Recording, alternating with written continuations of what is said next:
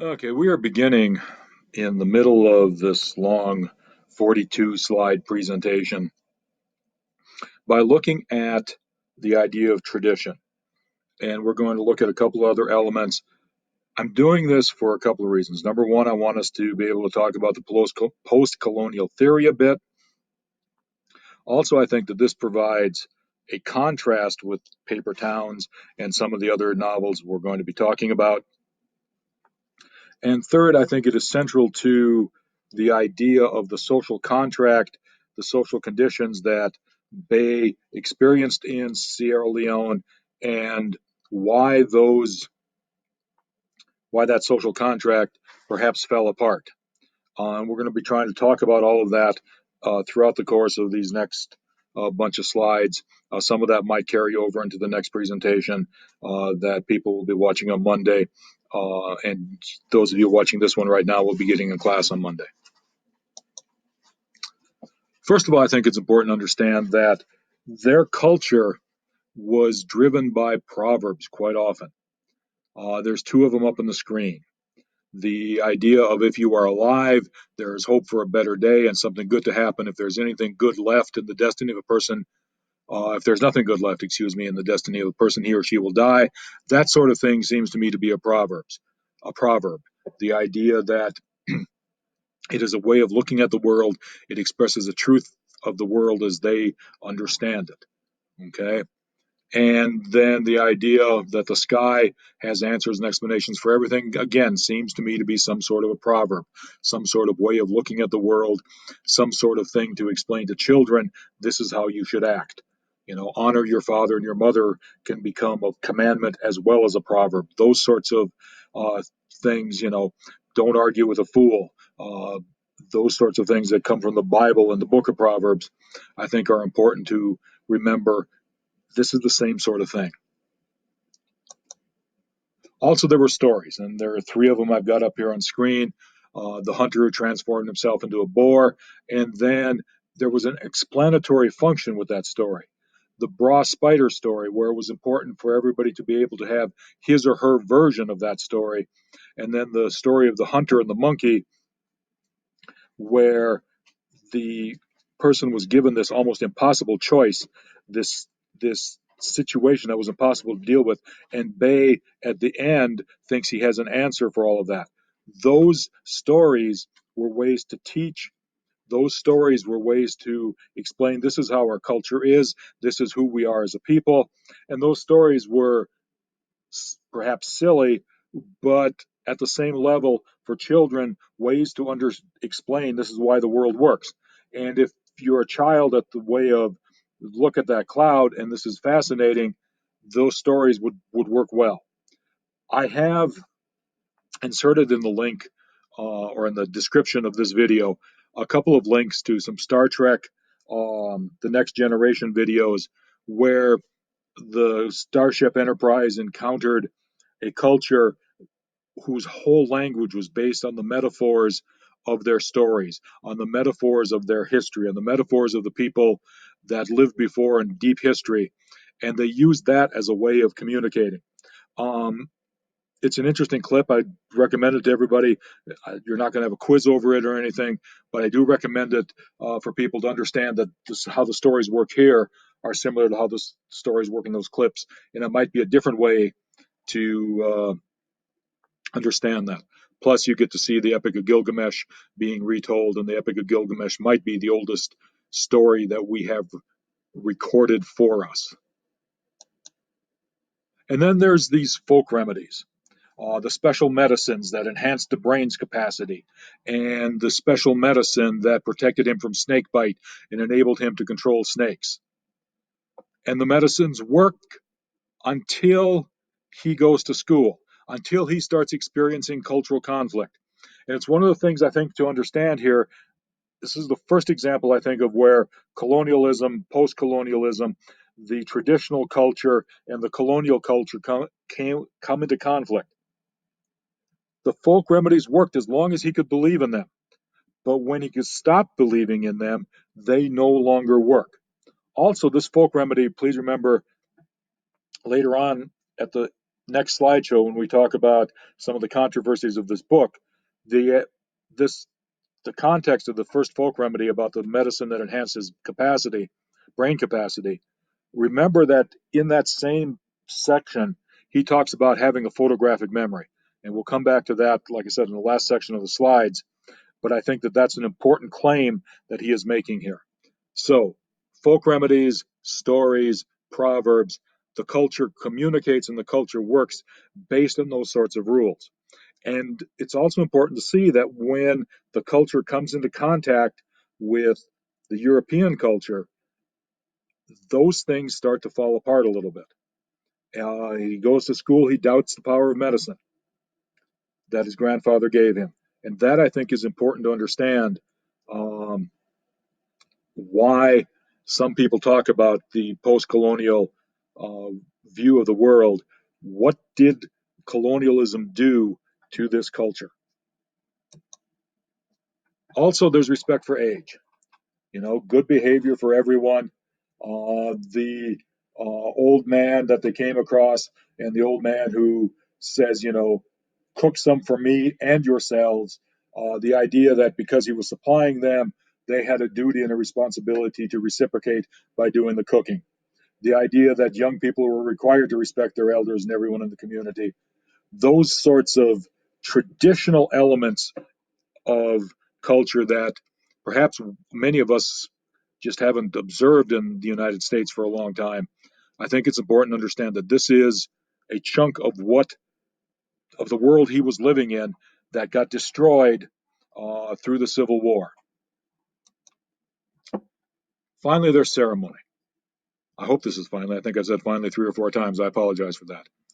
Notice that the ceremony included everyone in the community. Notice that it involved food, it involved an abundance, it involved sharing, and that the father raised him high above the crowd. It passed him around. He was held by everyone present. He was now owned and cared for by all. His culture was not about the rugged individualism that we Americans oftentimes pride ourselves on. This is a culture that was based on community and the idea of names being important. We're going to come across the idea of names being important in Holds. We're going to come across the idea of names being important in other places, but names are important. And we talked about it with the old man. He didn't tell the name earlier. He didn't want them to, um, have their minds cluttered by remembering his name because he was going to die soon.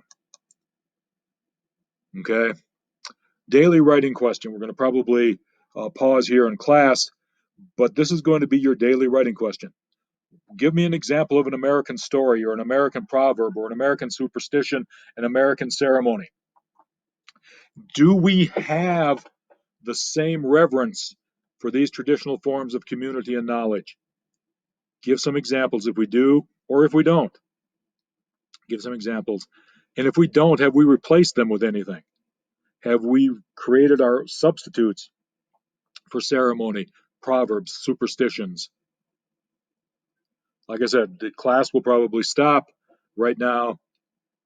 You guys feel free to finish it up later. Paper towns,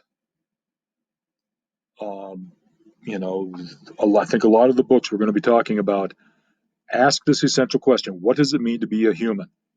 Perhaps it's asking this question: what does it mean to grow up? What does it mean to be an adult? But I think part of the question is always: what does it mean to be fully human?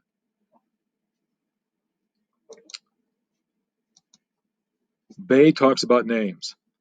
I mentioned the old man before, um, who wouldn't be alive at the end of the war. He's not going to tell you the name. He just wants you to remember him as the old man. And later on, they come across a guy who helps them, but because of the Civil War and because all of the struggle going on with the Civil War, he doesn't ask the names. He doesn't believe it's important. And there's the implication that he doesn't believe that they're necessarily important. The idea of the name, the idea of being able to call somebody by name, I think, is central to expressing humanity for Bay in that culture. I think it's one of the problems I'm going to have in this class, remembering people's names, associating people's names with faces when everybody's wearing the mask and I only see, less than half the face every day. And I only see you every other day. Also, there's the monsters, there's the devils, there's the human versus inhuman. Going back to Paper Towns, Q's mom talks about that we don't see other people as human beings the same way we are. We idealize them as gods or dismiss them as animals. And Bay hits the same situation. Our innocence had been replaced by fear. We became monsters. We're not human anymore. We're not innocent human creatures. We are monsters. And he is happy when they are referred to as boys. He is happy when they are referred to as a term used to describe humans instead of being devils. You know, monsters and animals are the same thing. Gods and devils having this extra, you know, supernatural power to do good or to do evil. I think it's important to understand here that both Paper Towns and A Long Way Gone deal with the names thing. And like I said, Holds, I think, will deal with the names thing as well, as the names being a way to take agency, names being a way to have some sort of control.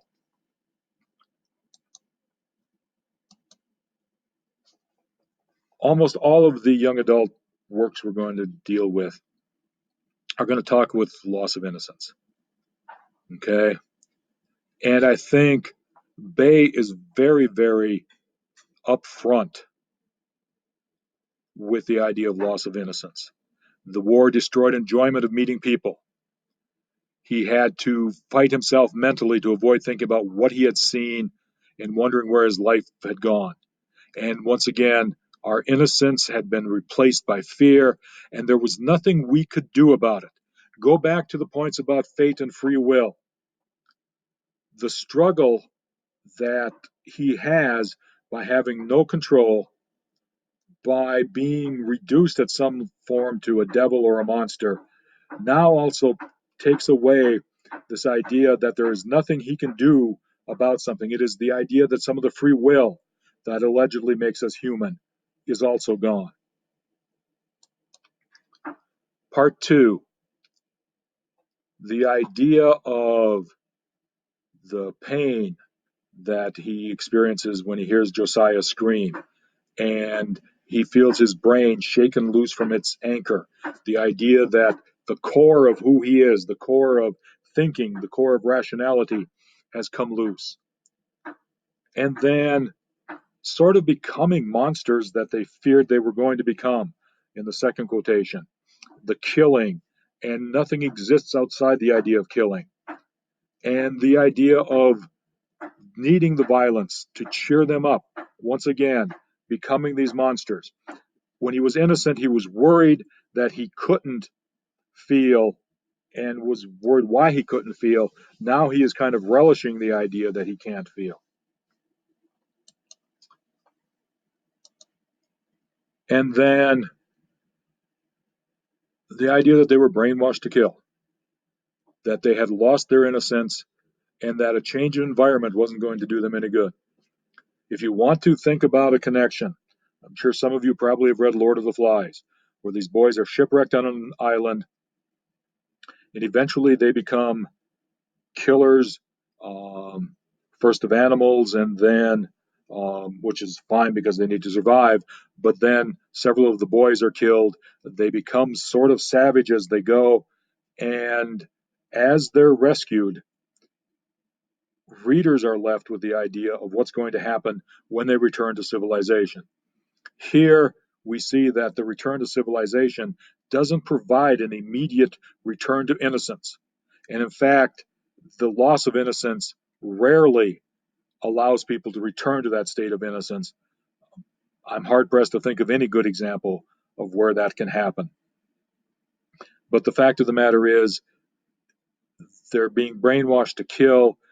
They aren't going to return to being normal boys just by a change of environment. It's going to take a lot of time to get them back to thinking rationally, thinking logically, not being cheered by violence.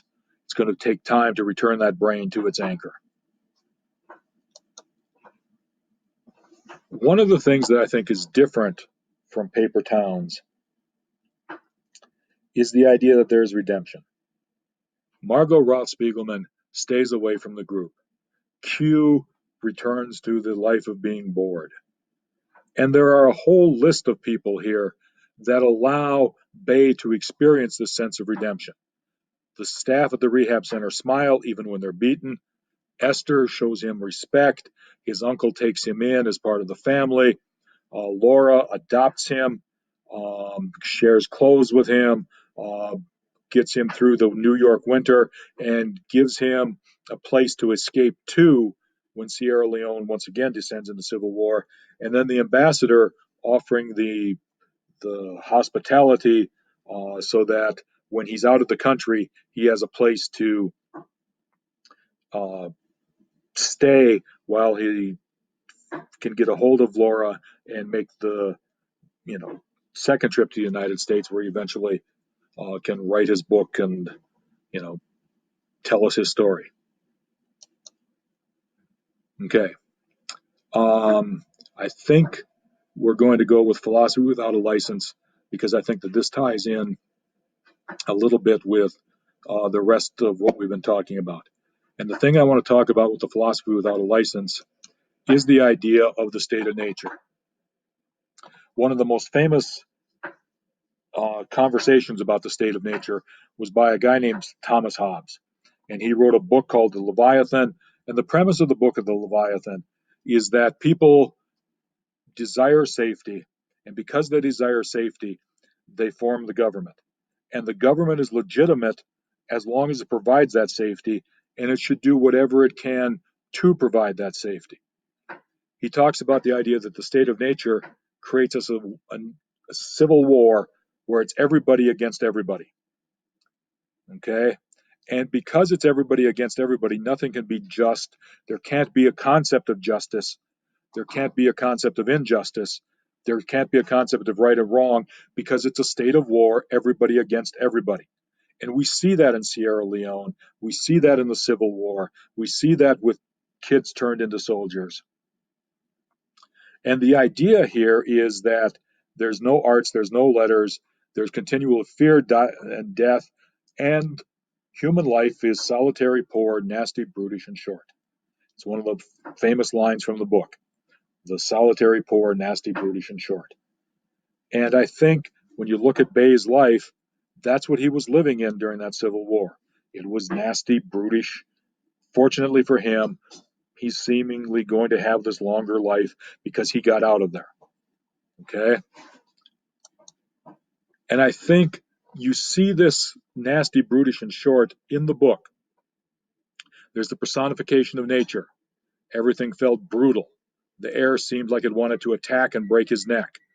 That is a nasty experience. That is a brutish experience. And when we look throughout the book, the state of innocence that was nature before now is gone, and nature is helping make the life nasty, brutish, and short. Hobbes was talking as a metaphor. Hobbes was talking about a time prehistory that may or may not have existed. Bay is talking about a real historical time period, and he is talking about nature being this angry place that is out to get him. I think the actions of people, the fact that they somehow have just lost their sense of humanity, they go kill people, come back and watch the movie just as if it had been intermission. Their actions show that there is nothing just, there is nothing unjust. This is just how they're going to go live their lives. And then I think they become accustomed to the madness. If you look towards the end, just before he gets out of Sierra Leone, how children are able to tell each other whether the gun was fired from an AK-47 or a machine gun or any other form of, thing. It was a guessing game, just like being on Jeopardy, only they didn't have to answer in the form of the question. They became used to the madness. They became used to the state of nature. And I think philosophically, I think Hobbes went too far. But I think Hobbes is onto something when he is talking about something like the Civil War in Sierra Leone. And I forgot to mention earlier, so I'll point out now, he was writing about the English Civil War where things were nasty and brutish throughout, and people's lives were turned upside down quite frequently. Okay, I think I'm going to stop it right here with colonialism, and we'll pick up the colonialism, post colonialism, and those sorts of critiques on the next presentation, um, and we'll kind of go from there. Hope everybody has a good weekend, and we'll talk to you in class on Monday.